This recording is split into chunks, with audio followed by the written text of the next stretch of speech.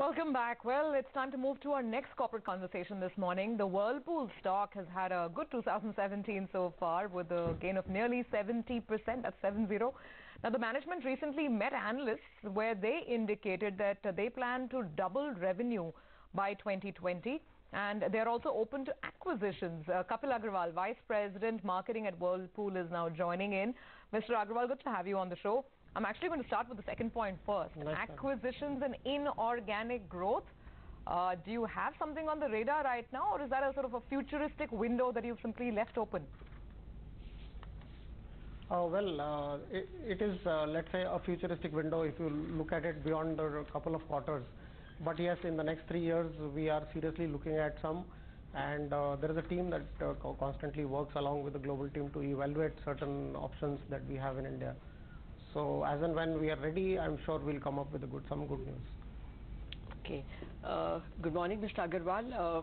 Well, is there anything specific that you are looking at in terms of acquisitions? Would it be products? Would it be manufacturing facilities? It's actually primarily going to be a mix of both. The idea is that we believe that India is an important market, and we are kind of under-pitched here in this market relative to the world, where we are either number 1 or number 2 in the world. In this country, we are, let's say, a number 2 or a number 3 position, depending on the segments that we play in, but are slowly gaining ground. There has been significant amount of effort that has gone behind the organic growth. It is time to expand. It will give us entry into wider product portfolio range, as well as build up some manufacturing.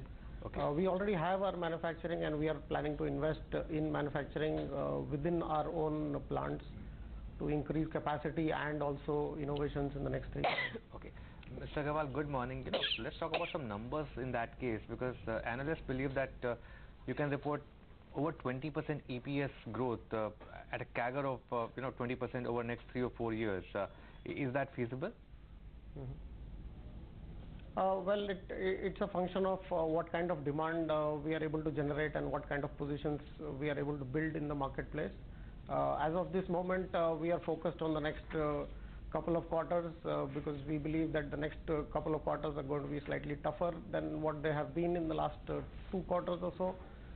Because we are seeing a commodity increase, and that would put pressure on our margins and also on pricing. So we have taken up pricing one round, and we believe that going into the next 2 quarters, when the commodity begins to soften, the demand will probably be better.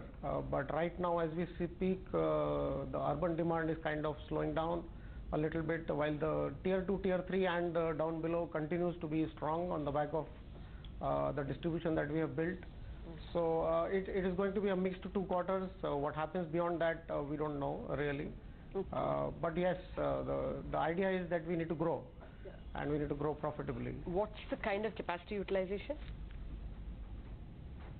Right now, in some plants, we are over 90. In a few plants, we are re-engineering to reach a better utilization.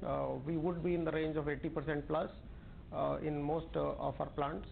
And hence, investments in capacity we will see happening over the next 1.5 years. You spoke about margins being under pressure because of raw material price increases.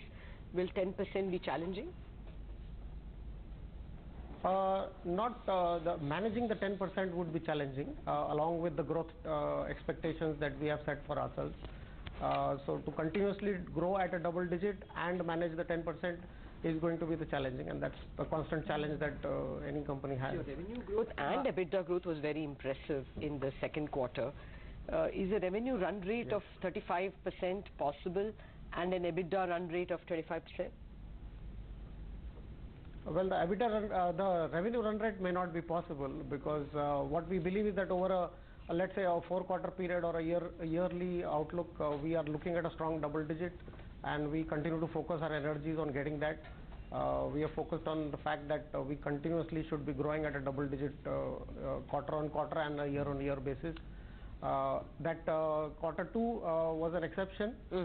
We came back from GST, and that is why that pipeline fill. It was a combination of pipeline fill, expanded distribution, and new product launches. So, sure. Mr. Agarwal, of course, that we saw. yeah, that was GST. Obviously, if you get that GST rate cut, that will make people happy. Maybe that spurs volumes a little bit. Oh yes. Yeah, that will definitely spur up demand. Oh, that will definitely cheer up people because straight away you get a tax benefit from 28% to 18%. But I want to take up the pricing question again. You said that you have undertaken a price revision to mitigate this higher input cost. What's the kind of price increase that you've taken? This would have been in the third quarter, right? We are in quarter 3, yes. Yeah. So we have in the month of November we took up pricing by about 2 to 3%. Depending on the category and the segment, and as to what to mitigate that impact. All right, Mr. Agarwal, thanks a lot for your time today. That's Whirlpool, the stock doing well, up about 1% right now. But have you noticed they started here?